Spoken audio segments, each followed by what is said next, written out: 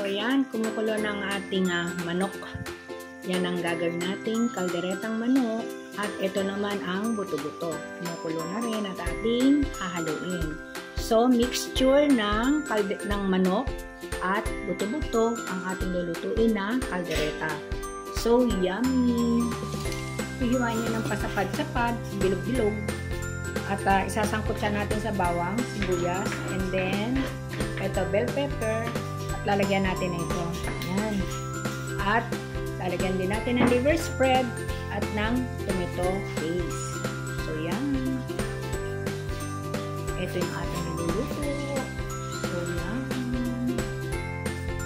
Yan. So once in a while ay hinahalo ko yan upang maging pantay ang luto ng ating mga karne at buto-buto. Yan. And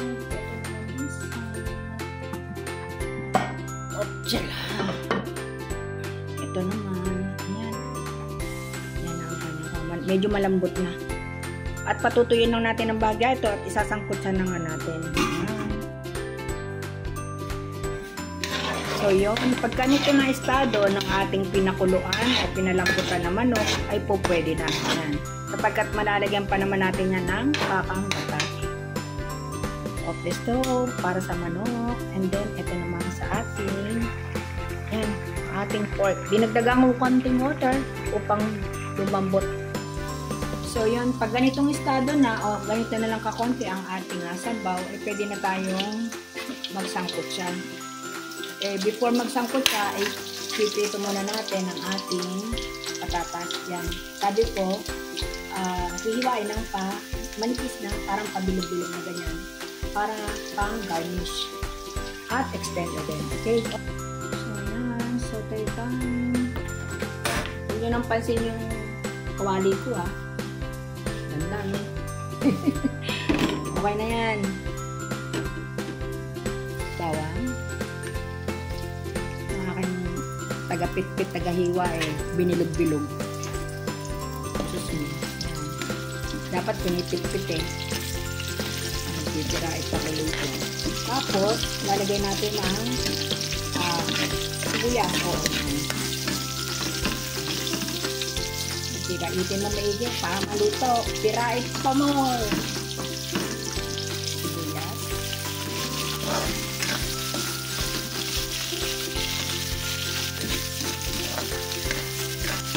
Ilagay na natin.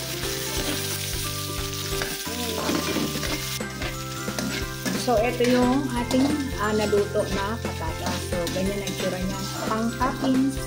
And now, lalagyan naman natin siya ng atswete. Dito yata. Atswete. Konti lang. Para lang medyo mamula-mula ang ating kaldereta. Para maganda ang color. Oops. Tama na yan. Ganyan, isasama nyo sa sangkot siya para sumama ang color. And then, ang tomato paste. Wait. So, ayan, nilagay ko na yung tomato paste at nahirapan nga kasi ako. And now, ilalagay naman natin ang ating kakang gata. Ayan.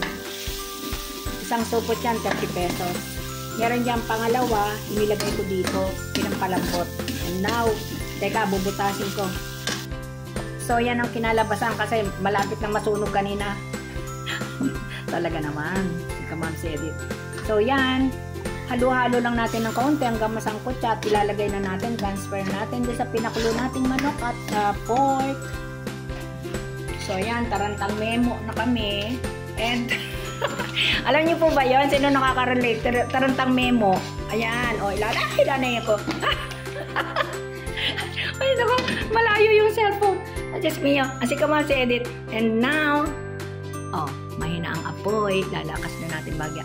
Ilalagay na natin ang ating sinangkot siya na yan. Okay, ilagay na. Ilagay. Yan. Eka nga ng mga Bisaya, ibutang. And ilalagay na rin natin ang ating pansabaw na isa pa. So, ayan. Naisalin na po natin yung pinakaano niya. Tinira ko isang kakang gata. Ayan nga, katulad yan. Inilagay ko, at this point, pwede na natin ilagay ang ating Reno liver spread. Huwag mo lahat yan, darling. Lagay mo lang half, more than half. Okay? Put. Dali mo tayo nagbibideo, baka Ayan si Ate Nancy. O yan, ipe-flex ko. Dagdagan mo pa Ate Nancy. Yan. Konting-konti pa. Yan. Lagay mo yung iba niya sa, ano mo, sa pandesal daw. Pandesal. O relate ba kayo yan? Natira, lalagay sa pandesal. Okay. At hahaluin lang maigi ito. At antayin natin medyo tuyo o mabawasan ng pinaka-sauce. At pwede na natin itong atine daw, atine. Ito, Ma'am Edit. Ay, okay lang. Ako naman si Atine talaga. O sa mga nakakakilala sa akin, ako talaga si Ate Ne. Kasi ang tawag sa akin ng nanay ko, Nene. Edita, ang layo naman, no? Sino relate dyan? Edita ang pangalan ko and ang palayaw sa akin ay Nene. Kayo ba? Ano bang palayaw nyo? Sige nga, magkano nga kayo? Comment down below. Sandali lang ha, antayin natin yang matuyo ng konti. So at this point, lagyan natin siya ng konting chili powder. Any brand kayo ha?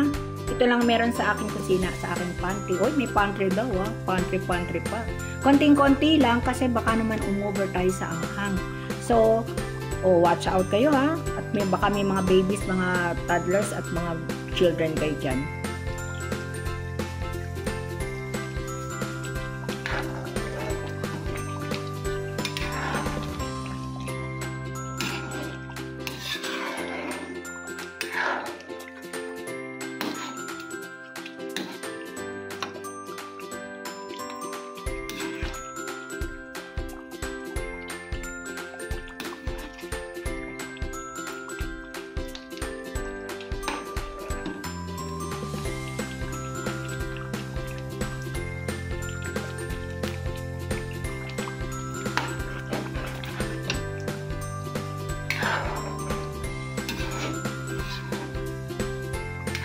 So, ayan.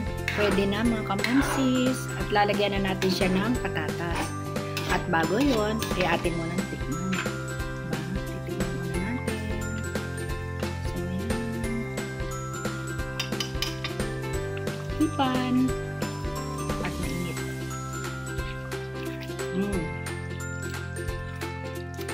Sarap. Ako, ang sarap mga kamansis, ka-farmers, promise. Gawin nyo na po itong luto nito at hindi kayo magsisisi. Taob na naman ang inyong sinaing. So, yan. At ilalagay na natin to. Yan. Piniritong patatas. Okay na yan. Yan. See? Sarap. At tinikman ko na yan at napakasarap. Saktong-sakto ang mga flavor, ang mga flavorings at yung mga aromatics na inilagay natin ay napakasarap. At sabi ko nga, huwag tayo makakalimot kay Lord at pasalamat tayo sa mga biyaya na binibigay sa atin. Be courageous, be happy, and be natural. God bless everyone! And thank you for watching! So, yan.